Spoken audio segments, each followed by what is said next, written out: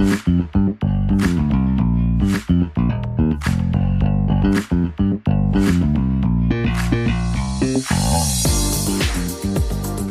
2023, the Law Society of South Africa published a detailed guide for law students and law graduates. The guide highlights key places where you can work if you're not going to take the traditional route of being a prosecutor, an advocate, or a trainee or a candidate attorney at a law firm. I went through the guide and I'll give you a lowdown of what's contained in it, especially if you want to work in the world of law. Before going into the content of the guide, I just wanted to let you know that South Africa is battling a big challenge when it comes to training new lawyers and developing new talent within the legal industry. Candidate attorney positions are very limited, and there's not a lot of places where you can get properly trained and properly paid if you are a law graduate. Anyway, back to the guide. So the options you have are basically split between the public sector and the private sector. And there's actually a lot more options than you might have thought.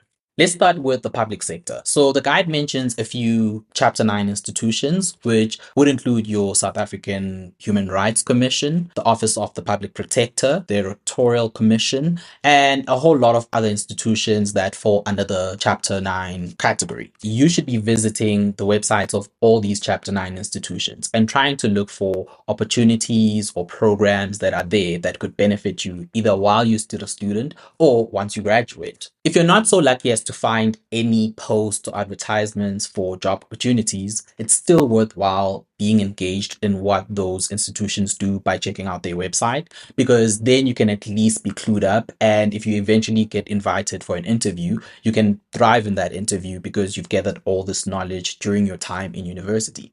The guide also highlights public entities, which includes a lot of state-owned enterprises that need talented and capable lawyers, and maybe in some instances, they need recent graduates that haven't been trained at all. Now, to be honest, the list for the public entities does include a few entities that are not so popular. So this would include the post office, ESCOM, even the SABC is there.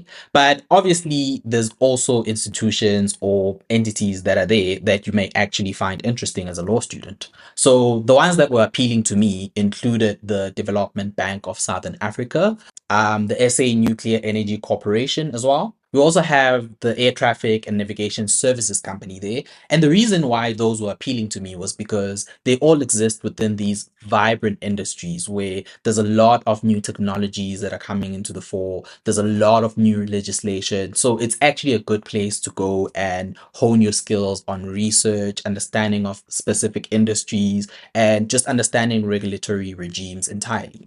I think I should also mention that not all these public entities will have opportunities for recent graduates or people that haven't had any workplace experience. A lot of the opportunities would be limited to admitted attorneys, but it's up to you to go look and try to find where you can fit in. Try to find what appeals to you as a recent graduate or a law student. Now, let's move on to the private sector because this is where most of the action is, particularly because the private sector is larger than the public sector, at least within the law industry or legal industry. And this is where a lot of recent graduates and law students will actually find employment opportunities. The key opportunities in the private sector usually come from the banks, South African corporations, multinational corporations that have a dominance in certain industries. So you can imagine the pharmaceutical industry, the manufacturing industry, logistics, perhaps even insurance. Mining is also there. And a lot of these companies offer a wide range of opportunities. You can be a legal advisor, you can be a company secretary, you can be a compliance officer. With that being said, South African universities dish out thousands of law students and law graduates each year, and each of them are looking for the same opportunities as you. So you can expect that the competition is going to be stiff,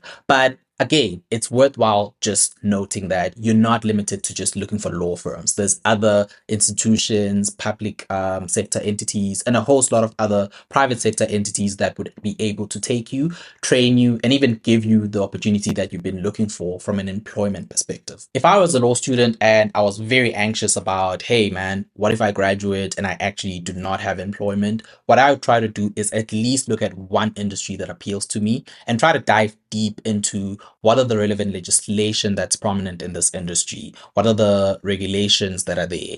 What guidelines do clients or perhaps just companies within that space have to comply with or worry about?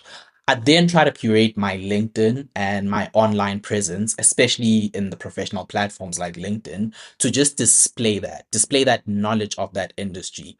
That way, I can be attractive and appealing to recruiters that might have not noticed me, but now they can see that I'm an interest. I'm interested in this sector. I'm very vibrant and passionate about being a part of what they do, and perhaps that would actually get me into the door in finding employment. You can find the full guide in the Law Society of South Africa's website under the news tab, and a special mention to Isabella Joubert, who's credited as the author of the guide within the website. Thank you very much. And for me, just visit the Samson website and you can find a host of other guides there that are perfectly suited for law students and graduates that are seeking to gain employment in the legal industry.